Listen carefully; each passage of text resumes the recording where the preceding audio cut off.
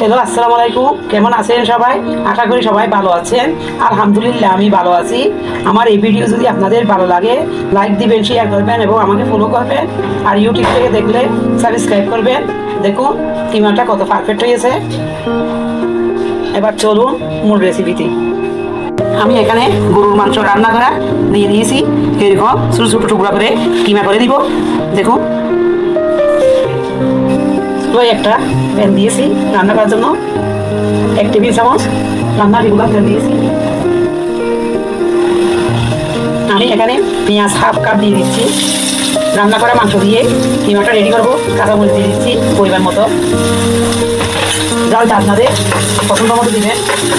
একটু ভেজে নিব যেন কাঁচা গন্ধ না থাকে। পেঁয়াজের আর কাঁচামরিচের যেন কাঁচা গন্ধ না থাকে, ওইভাবে আমি 2 মিনিট ভেজে নিয়েছি।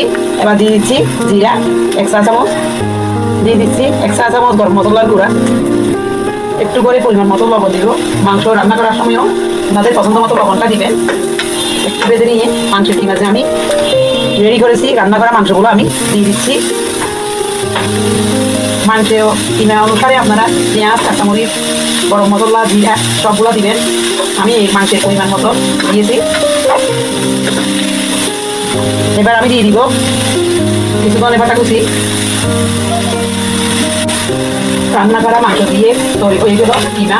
এভাবে কিমা বানিয়ে বিভিন্ন নাস্তায় আপনারা বানিয়ে দিতে পারবেন। এবার আমি নামিয়ে নিব। আমি রান্নাঘরে একটা বক্সের মধ্যে নিয়ে নিয়েছি। দেখুন কিমাগুলো একদম পারফেক্ট হয়েছে।